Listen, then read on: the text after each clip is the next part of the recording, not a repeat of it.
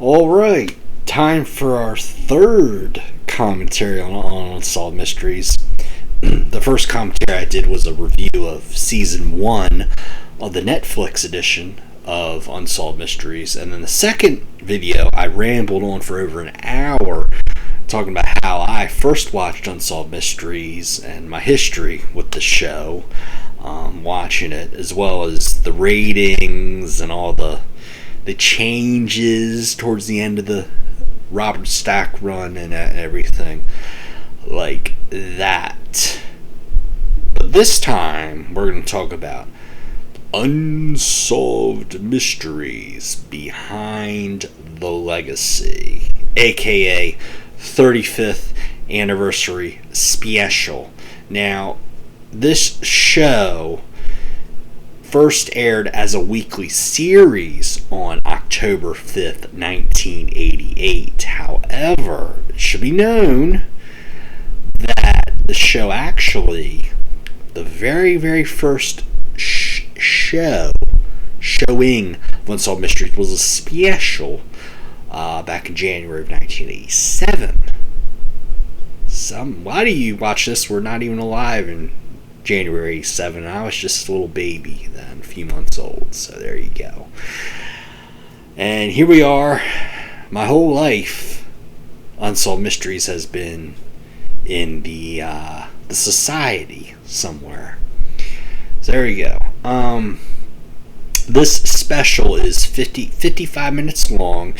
It's on Pluto TV. It's on demand. You can watch it whenever. It's also airing on the Unsolved Mysteries channel as well.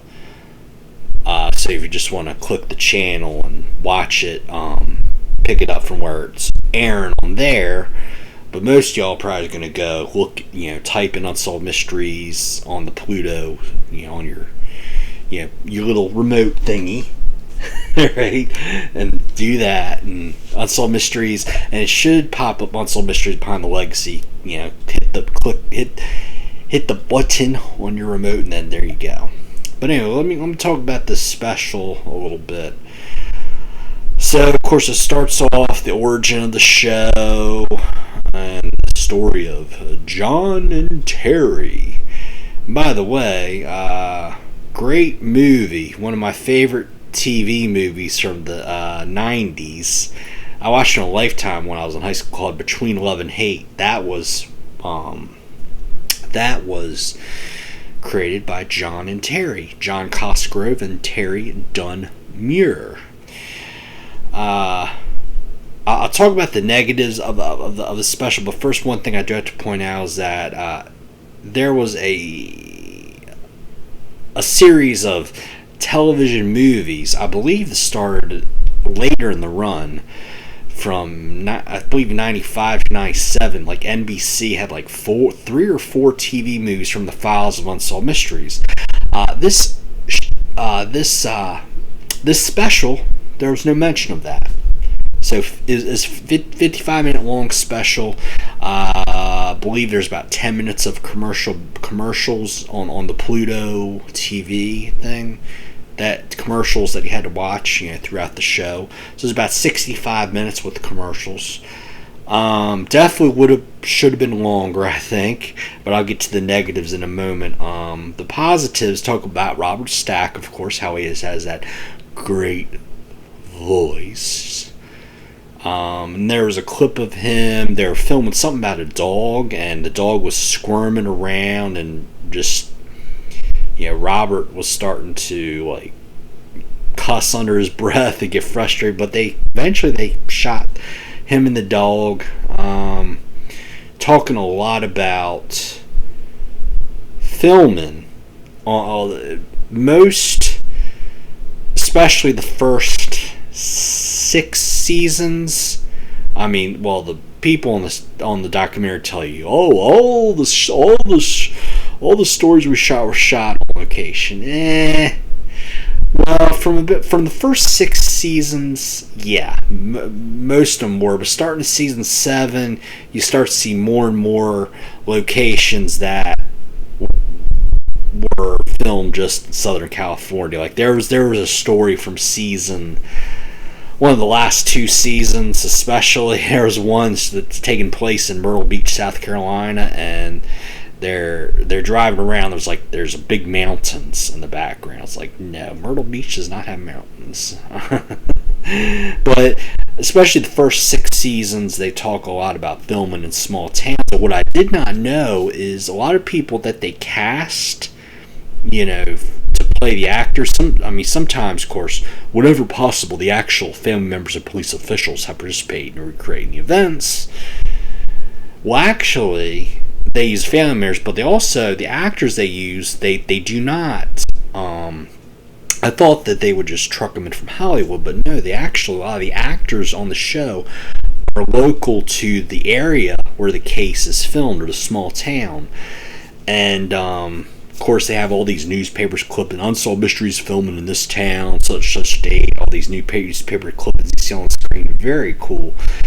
But also sometimes they'll film the criminal, right? The actor who plays the criminal, and then that actor will go into a diner, and people will think customer will call him up, be like, "Hey, I see, John Doe is having a piece of pie in the diner. That's the guy. Arrest him. He was on Unsolved Mysteries last night."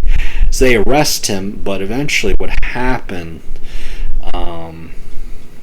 after the first 3 or 4 seasons, was Unsolved Mysteries would give the actors, especially if you're playing the criminal, they'll give them a little card that says, "I'm an actor, don't arrest me."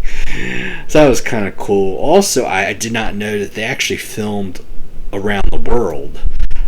Filmed in Russia and Germany and Egypt and all kinds of good places. And then, of course, I saw this comment from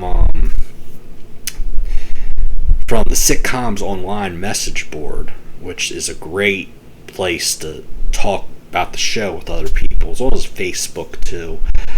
But on the message board, it talks about, they're going to talk about Matthew McConaughey, how in Texas is hot, and he's not wearing a shirt, oh my gosh. They talk about Cheryl Hines and Daniel D. Wu getting their first breaks as actors, actresses on Unsolved Mysteries. And also talking about a lot of this show, a lot of this documentary, there's a lot of filler with, my favorite segment was this and this, this and this, and a lot of it, unfortunately, a lot of it was talking about UFOs and unexplained and everything like that. I'm more into the crime stories, give me the good stuff. But, talked about the call center, right? And how they have like 50 or 60 people in this huge warehouse in Los Angeles. And then they had in season 9 they had the case of spontaneous human combustion, and they talk about how they filmed that, and talk a lot about special effects throughout the show too. But spontaneous human combustion, the person would put on a fire suit and some special gel in there that would, allow the suit to burn without harming the person underneath. But people actually have spontaneous human combustion that the actors were actually burning up for real and not just having special firefighter equipment.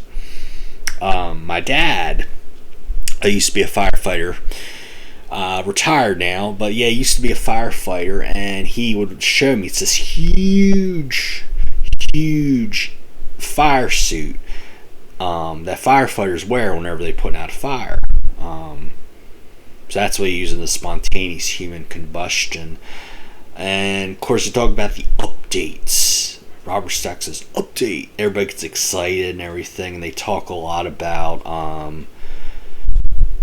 especially this case in season 1 with Jerry Strickland and Missy Mundy. Talk about how they were arrested. Well, they watched Unsolved Mysteries.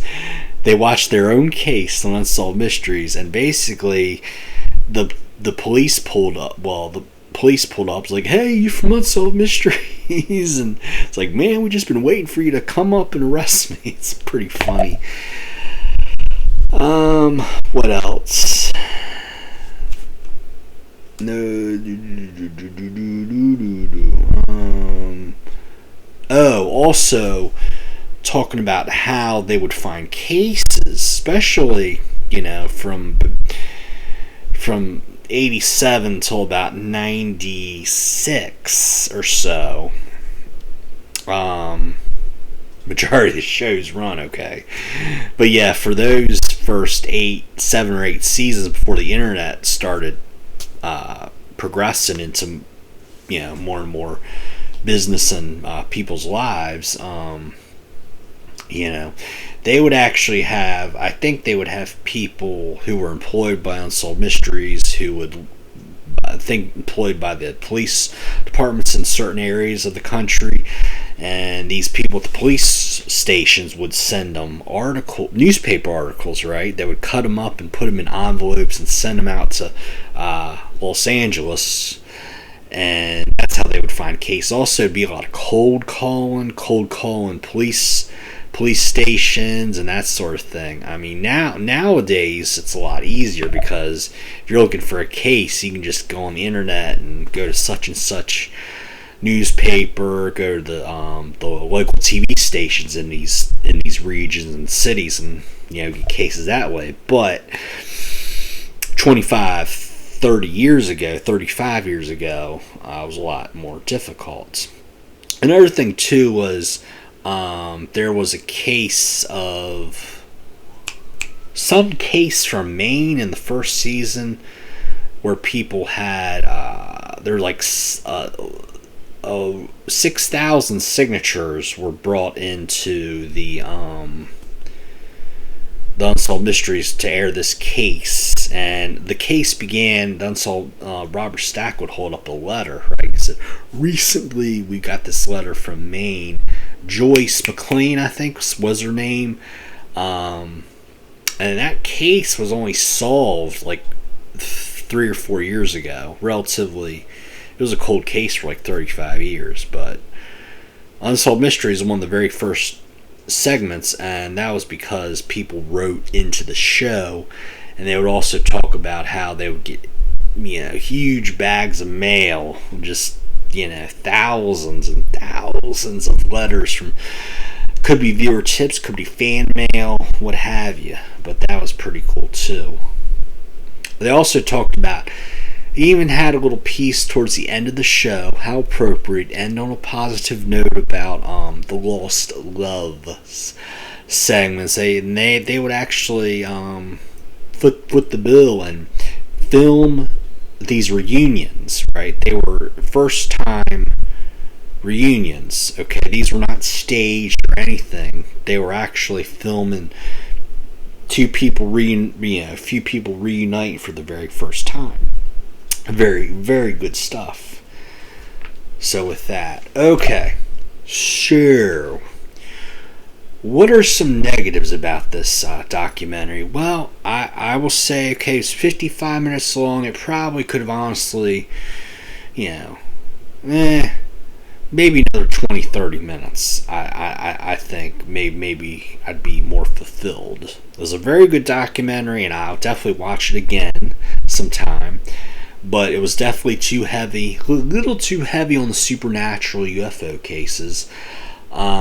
There were zero cases on fraud or con artist, even though the Film Rise episodes, the episodes that came out in 2017, they actually do have some fraud cases. A lot of fraud cases were cut for statute limitations, that sort of thing, but there were still some fraud cases. But yet this documentary never talked about that.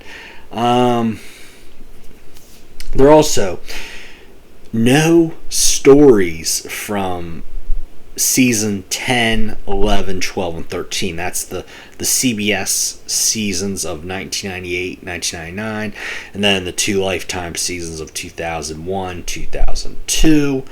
There was no mention on, talk about there's one comment on the show about ratings. Oh, our ratings were very strong by season 4. Well, actually, the ratings after season 4 dropped, but the first 4 seasons were very good. So the show was a hit right off the bat. They really didn't mention that.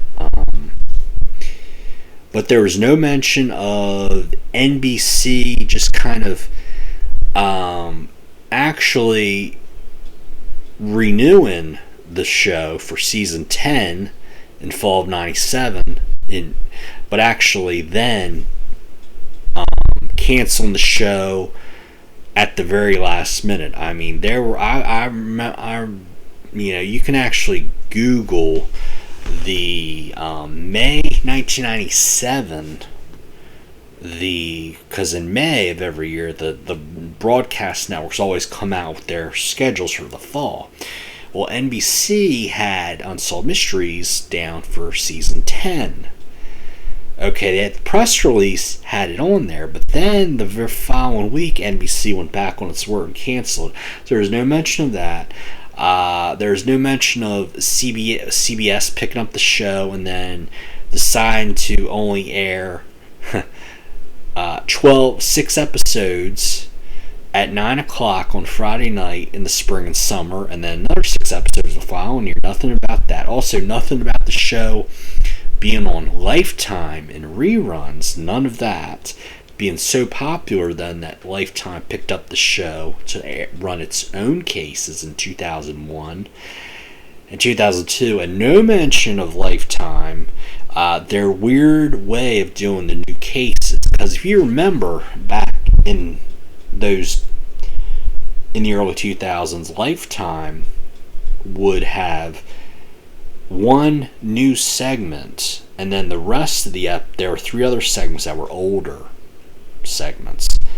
Like they could have, and on the Film Rise things that they have 13 all new episodes, 26 altogether for the Lifetime run. But Lifetime decided to have all these, one new segment, 3 classic segments. But this was a good way for them to run their own, episodes and have a little bit longer run times. Get a little bit more commercials in there, because up until 2001 they were airing NBC episodes from NBC, and those episodes, they were about 45 minutes long, but they were still cut down from about 48 minutes from NBC. Just a little word on that. There's also no mention of Robert Stack passing away, and was Lifetime gonna renew the show for another season, or did Robert Stack, did his death cause that not to be reality? Nothing about that. There was no mention of Dennis Farina, the Dennis Farina experiment. Nothing about that. There was nothing about YouTube. And remember, people used to go on YouTube and watch segments from Unsolved Mysteries, and then, why were they all taken down and then put back up? Then they just have a tug of war, put back down and everything. And there was also no mention of when Film Rise acquired the show and then put the episodes on Amazon Video, and now you can watch them on YouTube or Peacock as well, of course Pluto TV. There's also no mention of Netflix revival either. So there was still, and I guess all the stuff they left out, maybe it wouldn't have felt like a celebration, but still, give me the whole thing, because there's the E! True Hollywood Story, it would have been great to have Unsolved Mysteries on there. But E! True Hollywood Story, or the unauthorized story from Saved by the Bell, Full House, Melrose Place, Beverly Hills 90210, all that stuff still would have been good to have the whole whole history and have some of those questions that I have be answered. It was interesting, though, a lot of the music that they used in this documentary was actually a nod to the CBS and Lifetime years. Most of the music that they used on this documentary was from CBS and Lifetime. So they never talked about the CBS or Lifetime years of the show, but at least they gave you the music. However, that did fall at the expense of, throughout the show, they mentioned all the spooky theme song many times, but they never actually played the spooky theme song, that being the 1987 to 1995 edition. There was a little bit from the 95 to 97 edition, but very little. It was mostly CBS and Lifetime music. Sure, that being said, I would give this an 8 out of 10. Again, Unsolved Mysteries Behind the Legacy, streaming on Pluto TV right now, on demand, and probably coming to another streaming service soon. Eventually, one of these days, I'm going to do a countdown of my favorite cases. It'll be season by season. I'll tell you which, it's funny. They started part one, like middle of the show, said, "Oh, my favorite case was this." Honestly, I'll tell you, my favorite case is one that might be languishing out there in YouTube land. It's about Bonnie Wilder. It's a fraud case. This huge woman comes into a department store in Atlanta, right, and is the payroll accountant. And she one night after was there, the department store was open till 9. Everybody leaves, but Bonnie gets all the cash, puts in her purse, takes a cab, and away she goes. Bonnie Wilder, yes, the case, probably my favorite case of the whole show. You just can't. What's the line the woman says? You just can't be out there if you're so enormous. The lady says, her old boss. But anyway, yeah. Eventually, I'll get around to doing each season. I'll tell you my favorite case and that sort of thing. Eventually, someday. Anyway, go Orioles. They got the big first playoff game since 2016. First home playoff game since 2014. Go Orioles, ALDS, baby. And remember, perhaps you may be able to help solve a mystery. By the way, yes, they did do the original credits music from 87-95 at the end, so that was a nice touch. So anyway, Unsolved Mysteries Behind the Legacy. Check it out. Could have been better, but it was pretty good. 8 out of 10.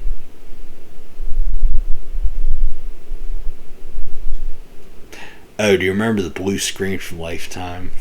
The blue screen updates, they were so scary. They should have talked about that too. Okay, I'll zip. Bye bye.